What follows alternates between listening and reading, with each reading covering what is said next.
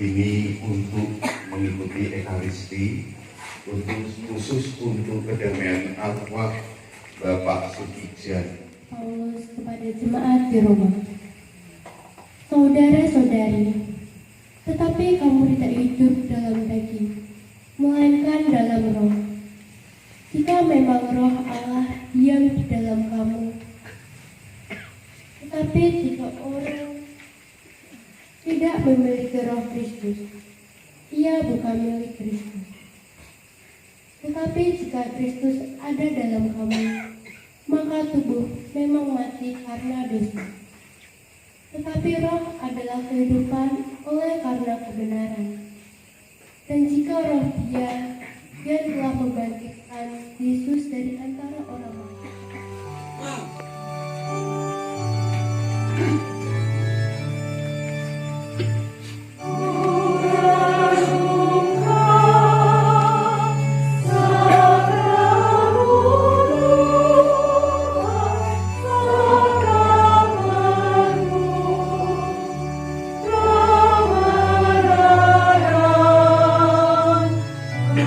Rasakan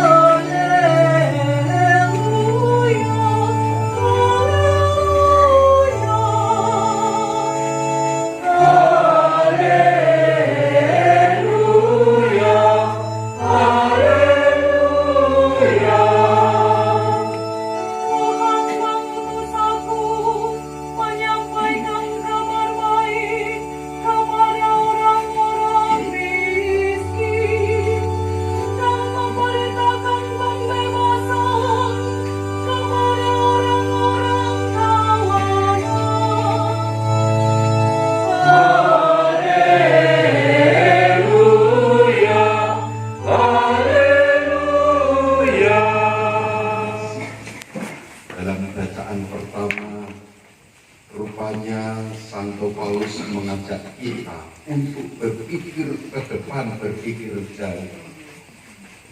Karena kalau berpikir jauh, maka yang dicari dalam hidup manusia bukan hanya kebahagiaan sementara di dunia ini, tetapi kebahagiaan kekal dalam kerajaan surga.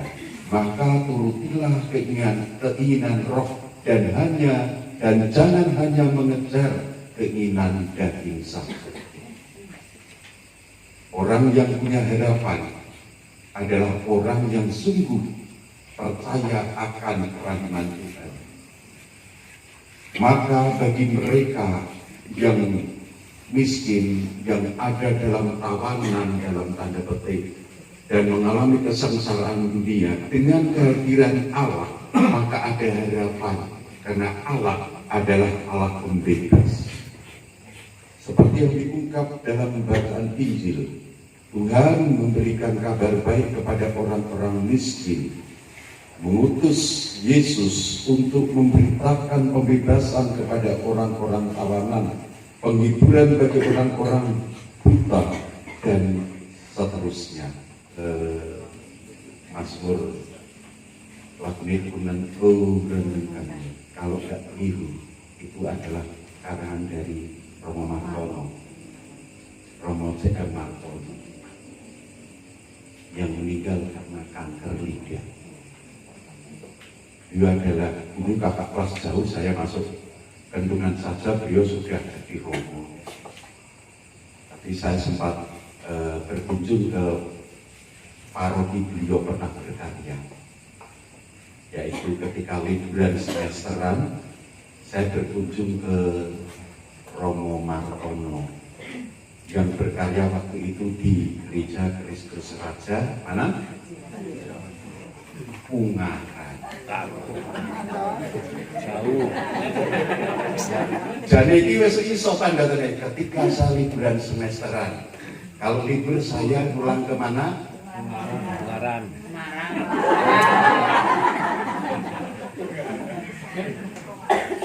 Promasan. Emang aku ketok kaya wong gunung.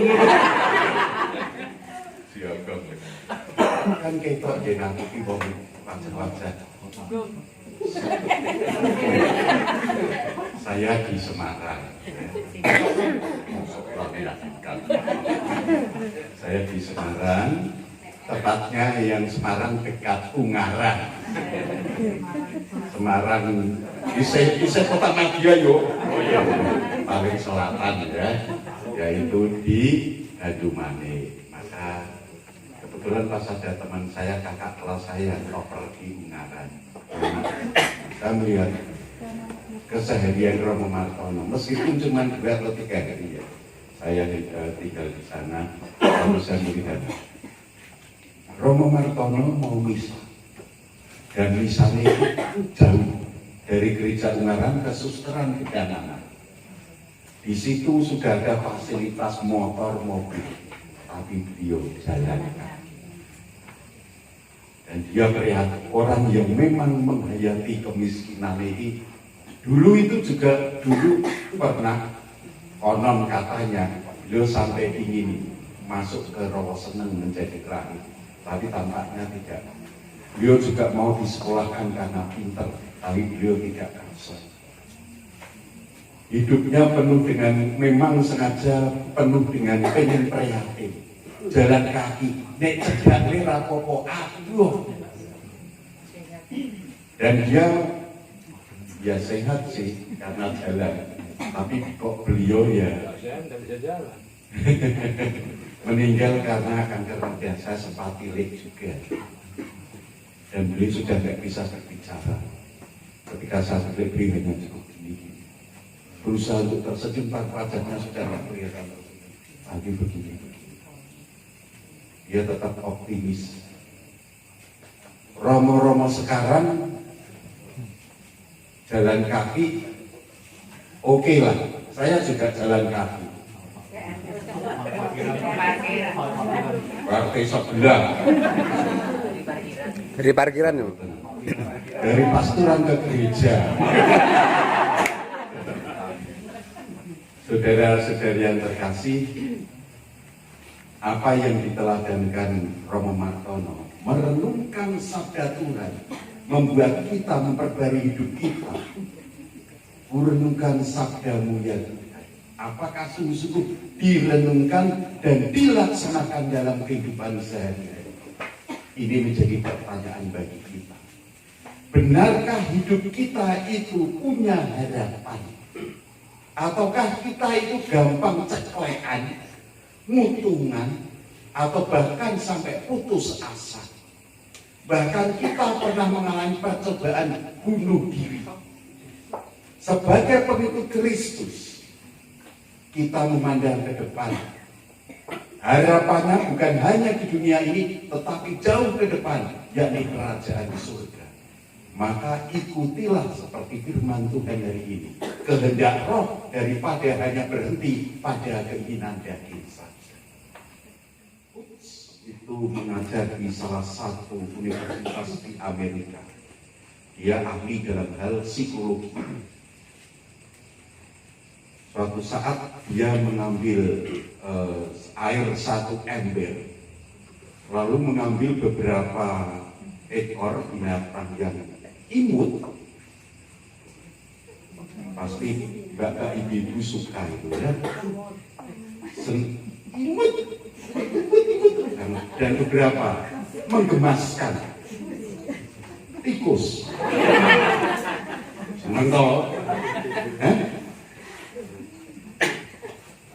Beberapa tikus, lalu kemudian dimasukkan di dalam ember yang sudah ada airnya. Kelabakan tuh ya.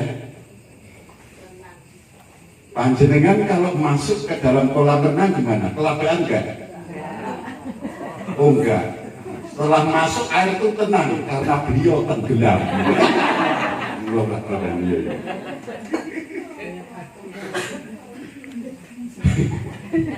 Nah, binatang yang imut, kata ibu-ibu tadi,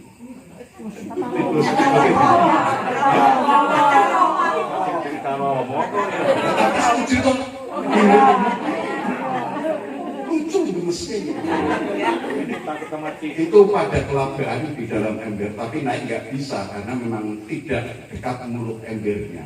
Jadi mau nggak mau terkenal mereka kelabakan. Dan kemudian ditunggu, waktu profesor ingat tenang. Ditunggu, akhirnya setelah 15 menit, mereka itu kemudian mulai tenggelam. Satu persatu tenggelam. Sebelum mereka mati, lalu kemudian ditolong oleh profesor itu. Masih pergi ke tikusan, sehingga tikus-tikus itu masuk kandang kecil lagi karena memang seperti ibu-ibu itu sayang banget jangan sampai mati, menggemaskan. Masuk kandang lagi. Kemudian rupanya tikus-tikus itu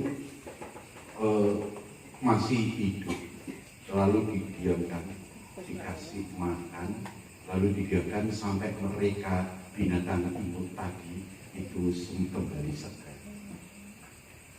Disediakan ember lagi dan air dalam kedalaman yang sama. Tikus-tikus binatang yang imut-imut tadi dan menggemaskan itu dimasukkan lagi ke air dalam ember. Mereka ditunggu. Yang pertama 15 menit. Ini lebih. Ternyata 20 menit mereka masih kemampuan. 30 menit mereka masih kemampuan. Ditinggal tidur, melek lagi mereka masih hidup dan kemampuan. Sampai 2 hari. 60 jam tikus itu akhirnya setelah 60 jam mulai ditolong lagi. Dan saudara-saudari yang terkasih, nanti kalau bisa dicoba di rumah ya.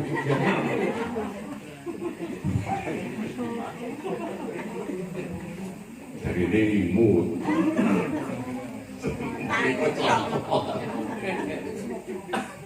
Artinya apa? Ini ahli psikologi ya, profesor itu mengatakan. Ketika yang pertama tikus itu dimasukkan air, mungkin menit-menit awal, bahkan bertahan sampai berapa menit? 15 menit. Mereka itu sebelum 15 menit itu mereka sudah keroncalan, karuan, bahkan profesor itu menerjemahkan mereka kelihatan putus asa, tanpa harapan. Setelah 15 menit mereka mulai tenggelam, kemudian ditolong, dientasi oleh Profesor Kutz tadi. Dan setelah itu, setelah seger lagi, masukkan lagi. Tapi bertahan sampai berapa jam? 60 jam. Mengapa demikian? Karena ahli psikologi itu saya ngomong profesor, dia mengatakan. Karena yang kedua, mereka tikus-tikus itu sudah merasa, pasti kalau aku dicemplungke, mesti ono sing ngentas. Mesti ono sing nulung aku. Sehingga saya tetap hidup, pasti ada harapan dia, ada yang menolong. Maka karena ada harapan itu, mereka bisa bertahan hidup paling tidak 60 jam, bahkan mungkin bisa lebih. Saudara-saudara terkasih, itu tikus. Ya.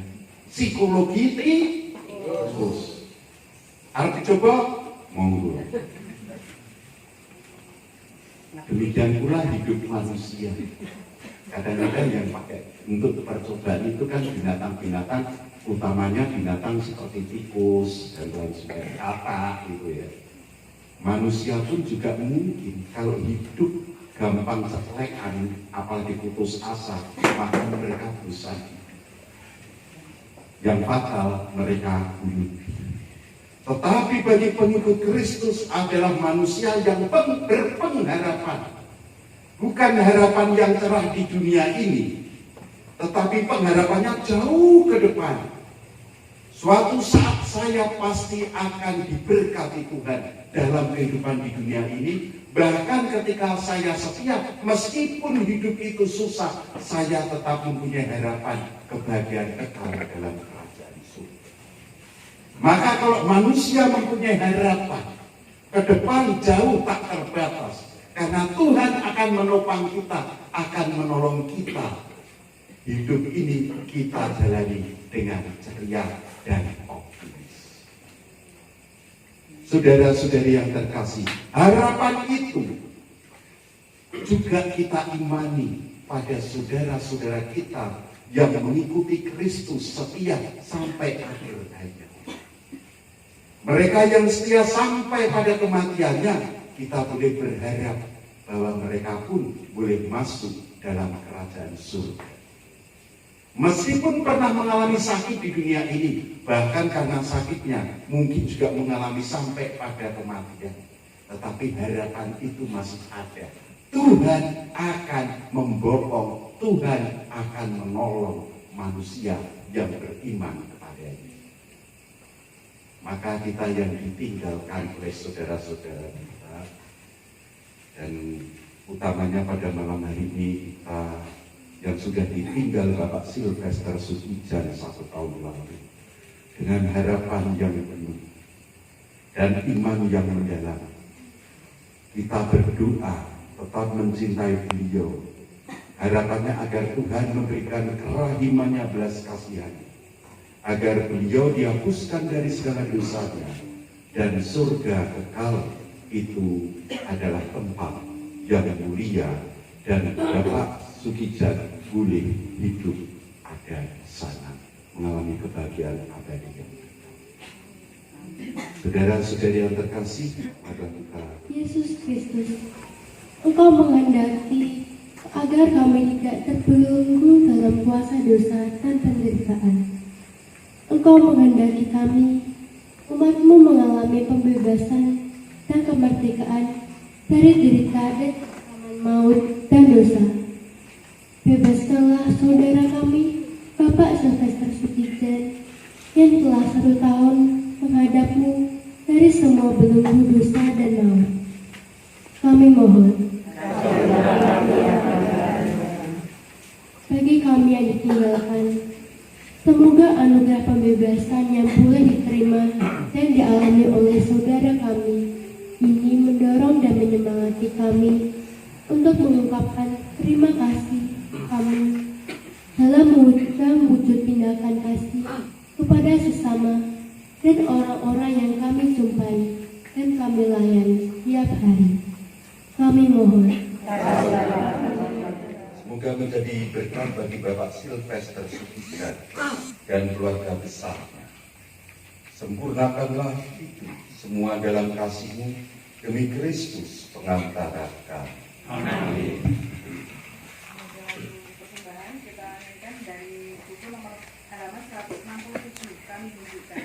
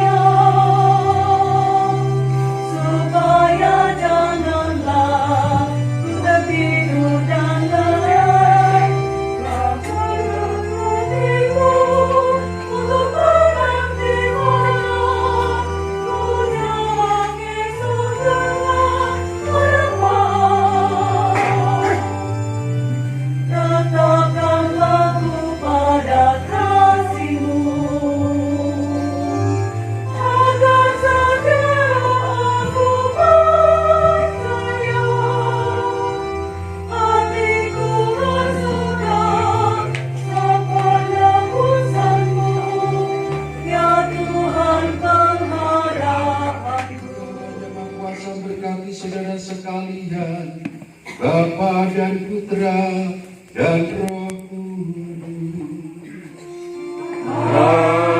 Amin.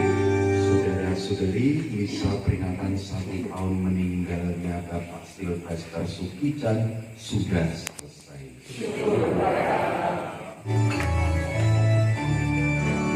Sungai mengalir tiada henti-hentinya, memberi hidup di sekitarnya. Tuhan melimpahkan rahmat-Nya bagi yang percaya kepadanya. Bunga tiada mekar mewangi, jika tanpa disegarkan air, hidup akan menjadi hampa jika tanpa cinta kasih Tuhan.